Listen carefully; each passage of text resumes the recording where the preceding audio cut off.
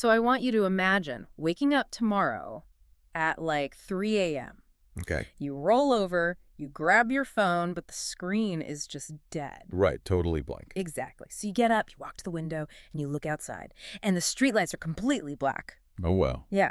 And then you step outside, and the asphalt road that you drive on, every single day, it has somehow just dissolved into mud, like overgrown roots everywhere. That sounds like a post-apocalyptic movie. Right. But think about it. In a matter of seconds, this entire invisible safety net that keeps you alive, that keeps you moving and connected in the modern world, it's just gone. You're suddenly thrust completely back into the Stone Age. Exactly. I mean, we live our entire lives suspended in this miraculous web of infrastructure, right?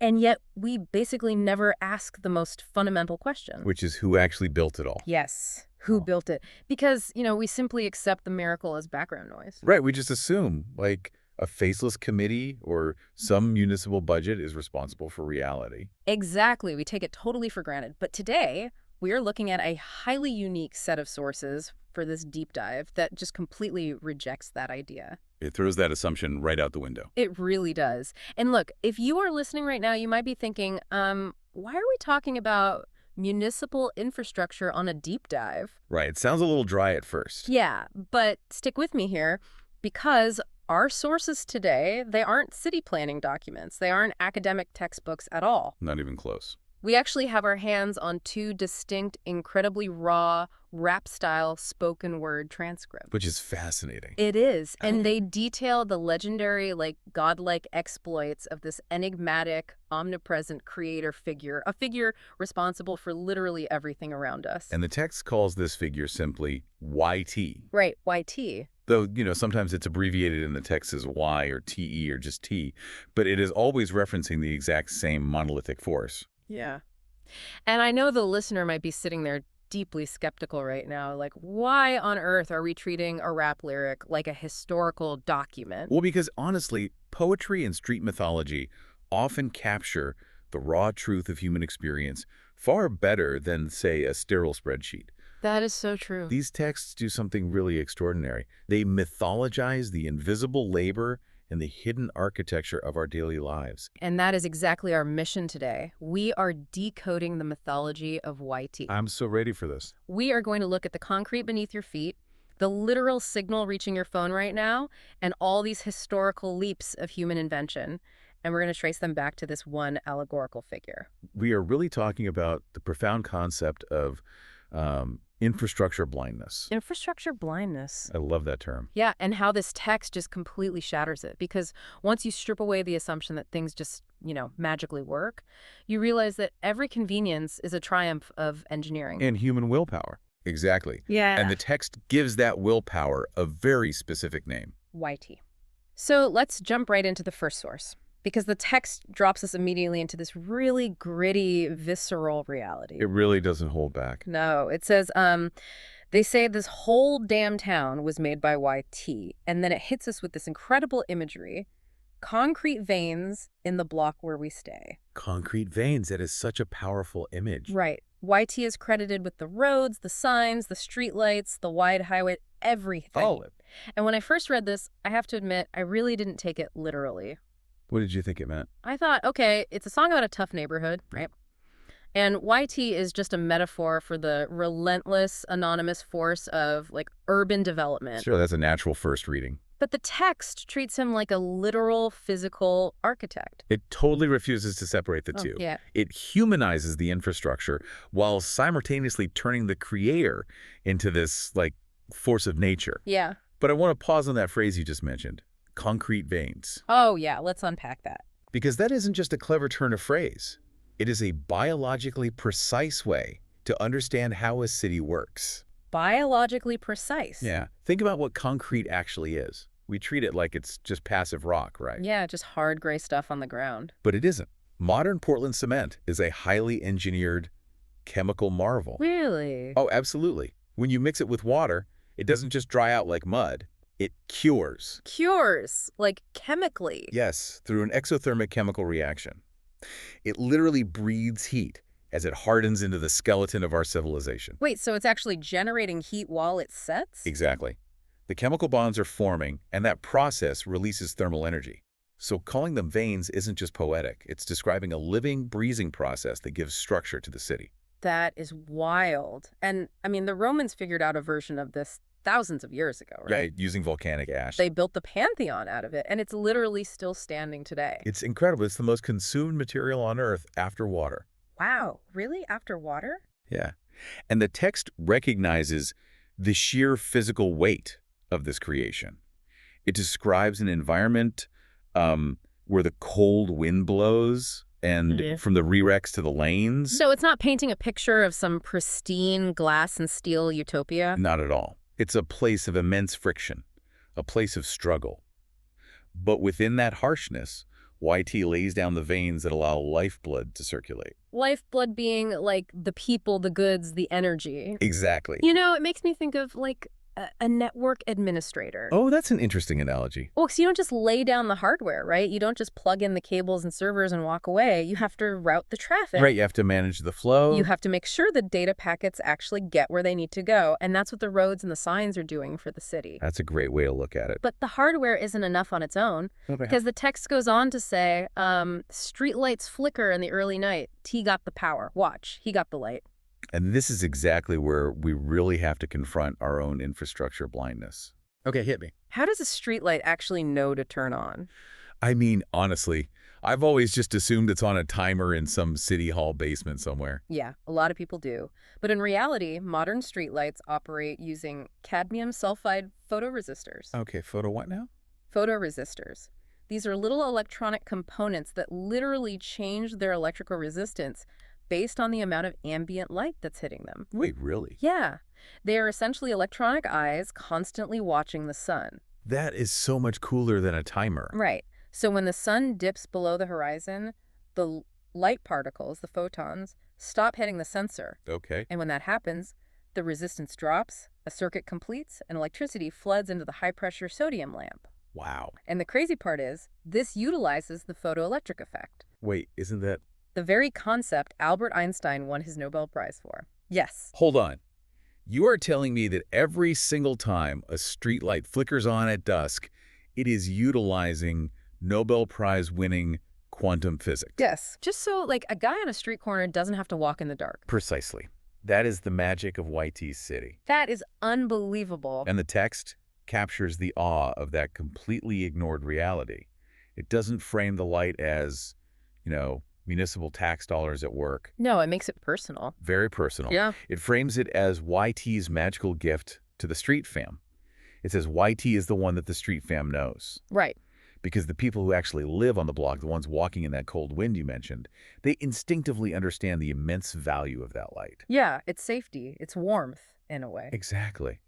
And the text asks repeatedly, almost like a hypnotic chant, who did that? Who did that? YT did it. It really forces the listener to stop and stare at the streetlight, to actually acknowledge the profound engineering that's keeping the shadows at bay. It demands respect for the unseen labor. You know, there's a line that really sticks with me from this section. Holding the whole damn ride. Yes, that's a crucial line. It just strips away the illusion of autonomy we all walk around with. We really do think we're in charge, don't we? We totally do. We think we are steering our own destinies. But really, YT is holding the reins.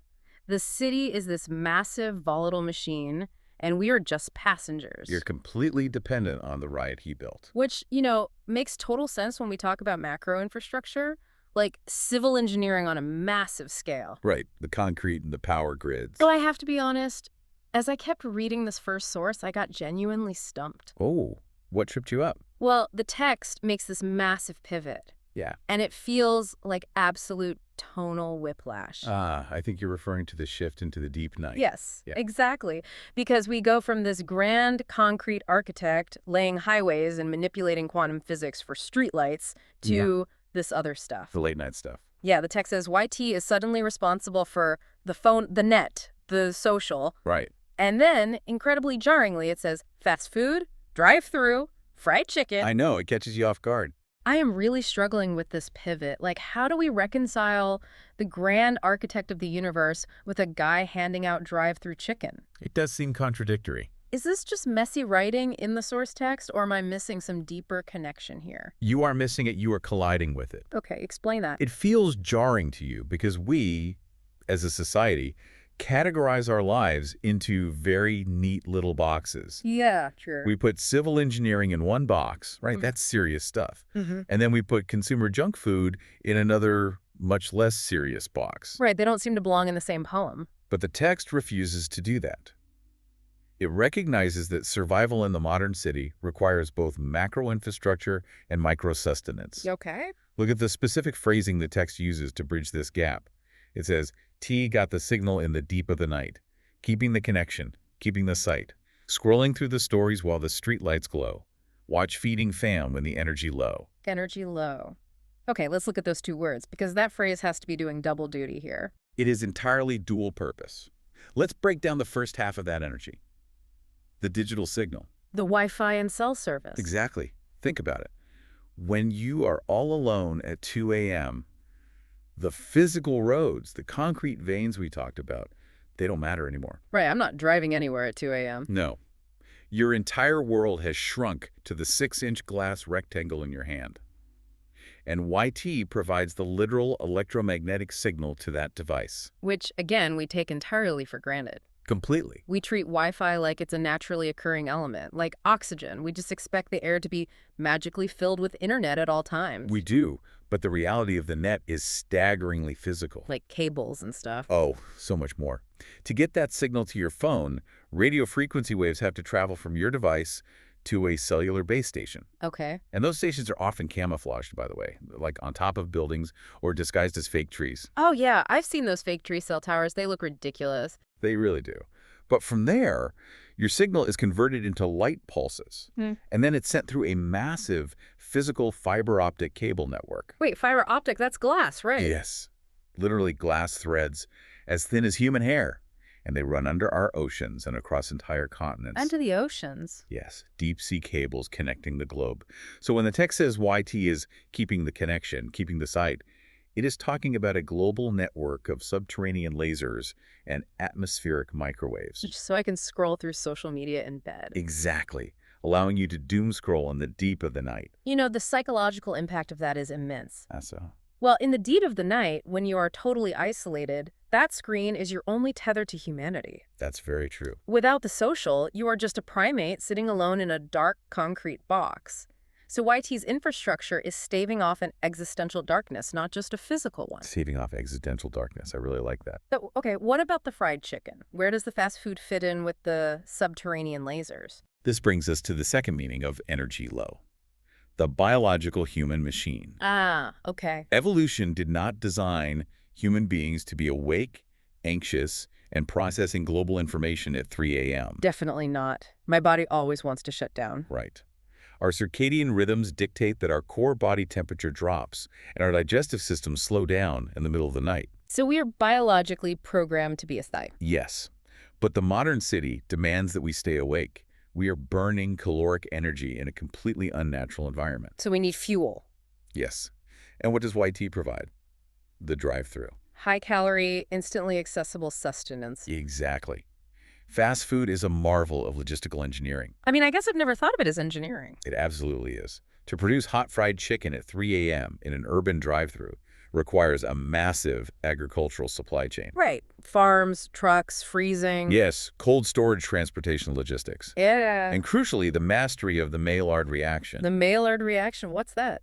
It's the chemical reaction between amino acids and reducing sugars that gives brown food its distinctive flavor.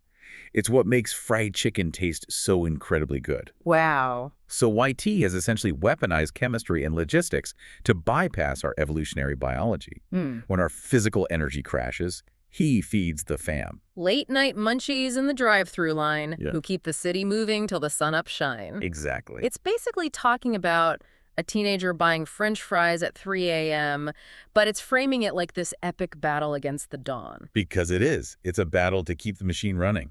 But wait, if we look at this from a broader angle, it's actually kind of terrifying. Yeah, think about my network administrator analogy from earlier. Right, managing the flow. YT doesn't just control the hardware, the roads. He controls the digital software, the social media, and he controls the biological fuel, the food. Ah, I see where you're going. It is the ultimate monopoly on reality. Exactly. Is he nurturing the city or is he, like, farming us? That is a very dark thought. But think about it. If he controls the roads, the communication, and the calories, we are utterly dependent. We exist within a terrarium he built. That is the dark underbelly of the text, yes. Yeah. Holding the whole damn ride implies absolute control. Yeah. We surrender our autonomy in exchange for the convenience of the drive-through and the cell signal. We are kept docile, fed, and entertained. Wow. Okay, so if YT is this master of the internet, cellular networks, and modern fast food logistics, we naturally assume he is a modern figure. A product of the late 20th or 21st century. Right, like the ultimate tech bro god of Silicon Valley. But if we turn to the second source text, it completely detonates that timeline. It does.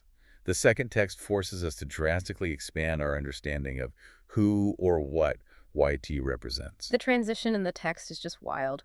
We leave the gritty street corner and the glowing drive-thru, and suddenly, YT steps into a historical lab. Yes, the lab. The text says he stepped in the lab with a spark in his eye, and then he starts inventing the foundational tools of modern science. It's a huge shift. It lists them out. He builds a telescope just to look at the sky, then a microscope, checking tiny worlds like a science machine, then a clock, then a calculator. The timeline shatters, but the thematic continuity remains absolutely unbroken.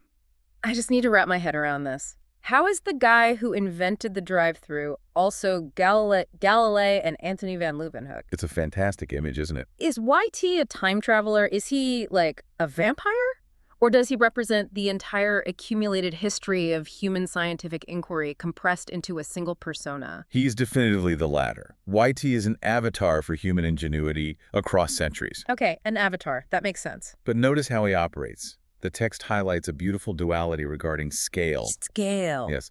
Just as we saw YT operate on the macro level of vast concrete highways and the micro level of a single glowing phone screen, we see the exact same pattern in his scientific laboratory. Looking outward and looking inward. Exactly. He builds the telescope to look outward to the infinite cosmos. And let's think about the mechanics of a telescope for a second. Okay. It is essentially a time machine. Because of how light travels. Right. Light from distant stars takes millions of years to reach us. By grinding convex and concave lenses and capturing that refraction, YT isn't just looking at the sky. He's looking into the past. He is looking into the deep past of the universe. It is an act of supreme ambition. Wow. But then the text says he flipped it on the low. Right. He immediately pivots from the cosmos to the microscopic. He turns his gaze inward. The microscope makes him a science machine. It's such a cool phrase. Think of Leeuwenhoek in the 1600s, literally scraping plaque from his own teeth, putting it under a tiny glass sphere and discovering animalcules. Animalcules, the first bacteria. Exactly. A vast, invisible universe of cellular life right on human bodies. YT has to master the infinite and the infinitesimal. He cannot leave any part of reality unobserved. But notice the language the text uses to describe these discoveries. If you're listening, you might expect the text to sound academic here, right? Maybe a bit dry or reverent. Yes, like a history textbook. But it doesn't. It uses incredibly aggressive, almost combat-oriented street vernacular to describe classical inventions. The linguistic choices here are arguably the most fascinating part of the source material. For sure. The text says YT pulled up with a clock that could humble your wrist. Humble your wrist. I am absolutely obsessed with that line, humble your wrist. It's such a modern hip-hop flex, like showing off an expensive, icy watch to assert dominance over someone else in the club. Right. But here, it's being used to describe the actual invention of mechanical timekeeping. And we really need to unpack why that is a flex. Okay, lay it on me. Controlling time is the ultimate assertion of power. Over nature. Yes. For most of human history, time was fluid, dictated locally by the sun. But as societies grew, time had to be weaponized for coordination. Weaponized? Think of the longitude problem in maritime navigation. Oh, right. Ships getting lost. Entire fleets of ships were lost at sea, thousands of lives destroyed, simply because they couldn't calculate their east-west position. Because they didn't have accurate clocks. Precisely. Pendulum clocks didn't work on a rocking boat. Yeah. It took John Harrison, who was just a working-class carpenter, inventing the marine chronometer, a clock that could keep precise time on a violent ocean, to conquer the seas. Oh. Later, railroads forced the standardization of time zones. The clock wasn't just a neat little gadget. It was a tool that brought the chaotic natural world to heel. So when YT pulls up with a clock, he is literally humbling nature itself. He dictates when the world moves. That is incredible. And then right after the clock, the text says he brought a calculator hitting numbers like a math fist. A math fist. A math fist. That is such a visceral, violent image for mathematics. It is, and it does something very important. It strips away the ivory tower pretension of science. Yeah, we usually picture science as the domain of, like, gentle scholars and quiet libraries. Reading dusty books. Yeah. But the text rejects that gatekeeping completely. Yeah. It suggests that inventing a mechanical calculator like the Pascaline in the 17th century, this complex box of interlocking gears that could physically carry tens, requires brute intellectual force. The gears are literally hitting numbers. Yes. Knowledge is framed as street power. It totally democratizes genius. You know, we usually keep historical academia and the gritty reality of urban survival completely segregated in our minds. Separate worlds. But this text mashes them together. It's saying that the hustle required to survive the rerex, the cold wind of the streets, is the exact same intellectual hustle required to invent a calculating machine. Absolutely. The text says everybody in the town knew the code on the street. If it worked, if it clicked, YT Right. made that heat. Heat, slang for a firearm, right? Or like a deeply impactful piece of music, but here applied to science. Applied to foundational engineering. You know, reading this makes me profoundly aware of my own ignorance. In what way? The text says, every little gadget in the world got TE's impact. I mean, I'm wearing a smartwatch right now. I have a smartphone in my pocket. Both are clocks and calculators, infinitely more complex than what YT built in that lab. But I didn't make them. I have no idea how the silicon wafers inside them are etched. If society collapsed tomorrow, I couldn't rebuild a calculator from scratch. Very few of us could. YT is the embodiment of all that lost foundational knowledge. He is the guy who actually knows how the magic trick works. And the text makes sure we understand that his mastery isn't just theoretical or observational. Right. He didn't stop at just looking at stars or building little gears. He had to bend the physical earth to his will. Oh, yes. Which leads us to an entirely new catalog of his inventions in the second text. Right, because observing reality wasn't enough. YT had to conquer it. He had to dominate the elements. Exactly. The source text launches into this rapid-fire sequence of creations that unpacks his mastery over physical extremes. Let's hear it. It says he slid underwater in a submarine ride, came back up like, yo, the ocean's on my side. Incredible swagger. Then he builds a fire hose so the city wouldn't blow. He makes the barometer smooth just to read the air, a vacuum pump, and then finally the first newspaper just to spread his flow. It's a breathtaking list. It really is an encyclopedia of human triumph over the raw forces of nature. And if you look closely at that list, there is a very clear pattern. What are we actually looking at here? I think I see what you mean. Water, fire, and air. The submarine conquers water, the fire hose conquers fire, the barometer and vacuum pump conquer air. YT is systematically dominating the classical elements. He really is. But then, the newspaper. The first three are physical elements, but what is the newspaper? Does the invention of the printing press and the newspaper represent a new fourth element, the element of information? I believe that is the only logical conclusion we can draw. This sequence is the exact moment where YT transitions from mechanical engineering to social engineering. Okay, tell me more about that transition. Well, let's look at the physical mastery first, because the physics he is overcoming are monumental. Take the submarine. Right. To slide underwater and casually claim the ocean's on my side. YT has to master Archimedes' principle of buoyancy. Buoyancy, meaning how things float. Yes. He has to engineer ballast tanks that can take in water to increase the vessel's density and sink. Okay. And then he has to blast that water out with compressed air to rise back to the surface. He is venturing into an environment of crushing hydrostatic pressure that would instantly kill a human being, and he turns it into a joyride. A submarine ride. Yeah, he makes it sound fun. And then the fire hose. So the city wouldn't blow. We really don't think of fire hoses as monumental inventions today. We just see them on trucks. Yeah. But historically, fire was the apex predator of the city. Oh, for sure. Look at the Great Fire of London in 1666. Or the Great Chicago Fire. Entire cities made of wood, just erased from the map in a weekend. Just gone. Exactly. So to invent a fire hose requires a mastery of hydraulic pressure and fluid dynamics. By utilizing Bernoulli's principle to increase the velocity of water through a narrowed nozzle, YT is creating a physical weapon to fight back against chaos. He is actively preserving what he has built. Yes, he's protecting the concrete veins. Okay, so the water and the fire make perfect sense as weapons of survival.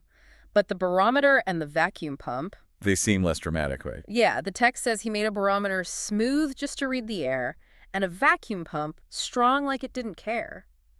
How does measuring air fit into this godlike profile? Because air is invisible, and mastering the invisible is true power. Okay, break that down for me. Evangelista Torricelli invented the first barometer in the 1640s.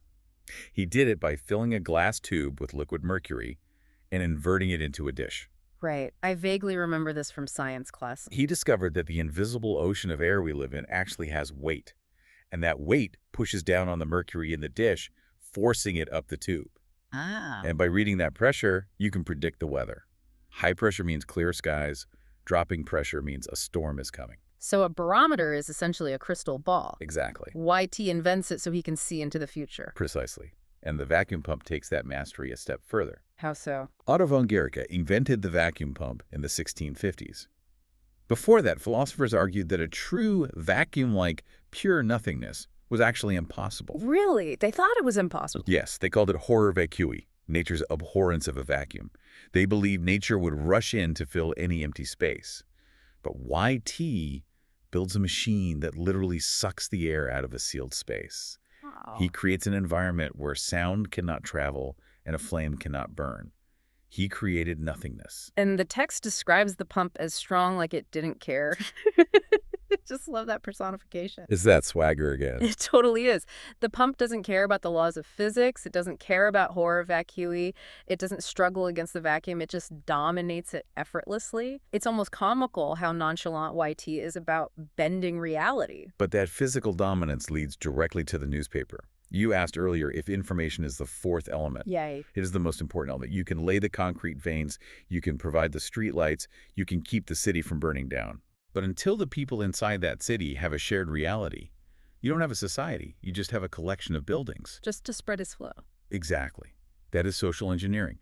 He needs a way to transmit his narrative to the masses. Like the printing press. Yes. Yeah. Johannes Gutenberg's printing press didn't just print Bibles. It created the whole concept of the public sphere.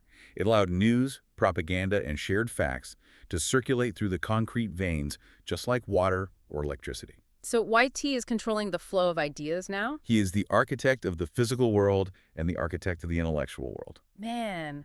Okay, when you lay his resume out like that, it sounds utterly terrifying. It is an immense amount of power. Think about it. We have a single entity with an ungodly level of power and intellect. He controls the food supply, the communication networks, the timeline of invention, the physical elements, and the news media. Human history tells us that anyone with even a fraction of that power becomes a total monster. YT should be the biggest megalomaniac in the history of the universe. You would absolutely expect the ultimate hubris, a tyrannical tech pharaoh. Exactly. He should be forcing the street fam to build giant golden statues of him at every intersection. But the source material pulls the rug out from under us again. It really does. It leaves us with a highly specific, entirely contradictory psychological profile of this creator. He isn't a tyrant at all. No. And this brings us to the most fascinating part of the text, in my opinion. The mythology of the humble creator. This is where the narrative really elevates from a catalog of infrastructural achievements into a genuine, profound character study.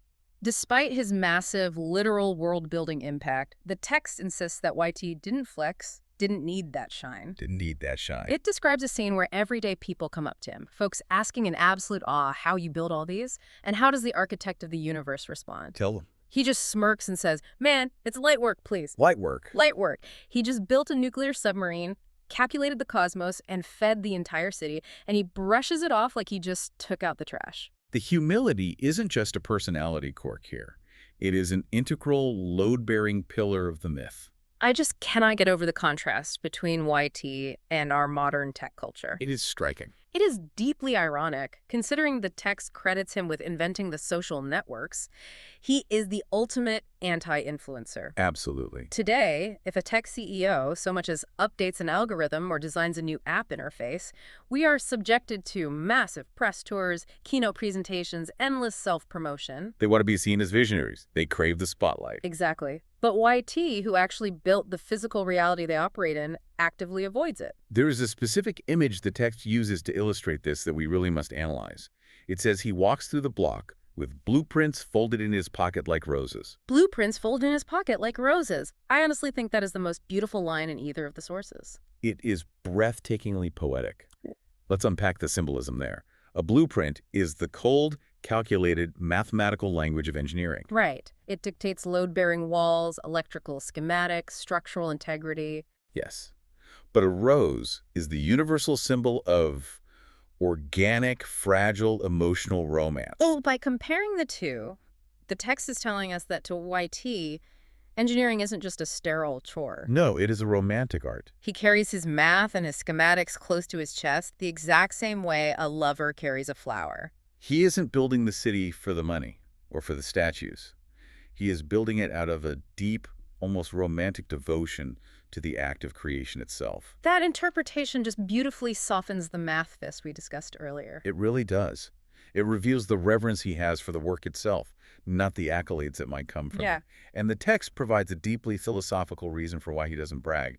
He says he didn't need that shine, because the whole damn world was already a sign. The whole world is his sign. That literally gives me chills. He doesn't need a billboard. He doesn't need his name embossed on the side of a skyscraper in giant gold letters. Because existence itself is his portfolio. Exactly. Every time a mechanical clock ticks, every time a vacuum pump blasts, every time a streetlight senses the dusk and flickers on, that is his signature. Why would you ever open your mouth to brag when physical reality itself speaks on your behalf? It's a level of confidence so absolute it loops back around into silence. Yeah. And it connects perfectly back to the concept of infrastructure blindness we started with. It does. The science fiction writer Arthur C. Clarke famously formulated that any sufficiently advanced technology is indistinguishable from magic. Right. Clarke's third law. There is a corollary to that, especially in engineering.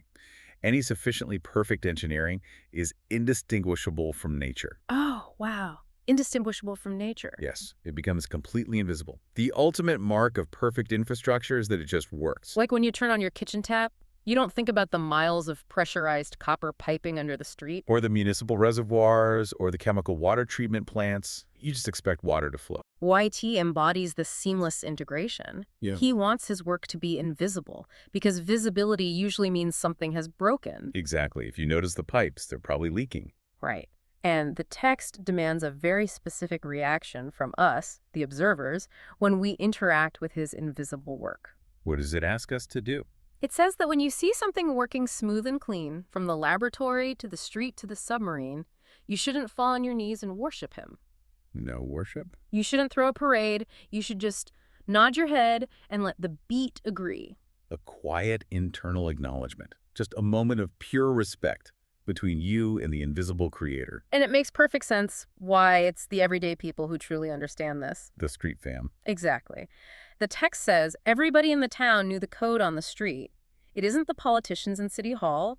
It isn't the wealthy elites or the venture capitalists who truly understand YT. It's the people living on the concrete veins. There is a deep epistemology of the working class at play here. Break that down. Working class people, the mechanics, the line cooks sweating in the drive-thru at 3 a.m., the construction workers laying the boiling asphalt, the electricians fixing the grid in a storm.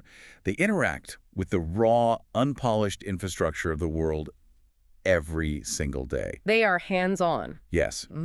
They see the seams in reality that the white-collar world gets to comfortably ignore. Because they are the ones who have to fix it when it breaks. Exactly. They know the code. They know that the world doesn't run on magic, and it doesn't run on committee meetings. It runs on physical labor, applied mathematics, and sweat. Yeah. They understand the grind behind the genius, so they are the only ones truly capable of recognizing the creator's true face. Let's take a deep breath here. because the ground we have covered today is just absolutely That staggering. has been quite a journey. If you are listening to this right now, think about the epic journey this deep dive has taken us on. Where do we start? We started in the harsh, cold wind of the urban block, unpacking the macro infrastructure.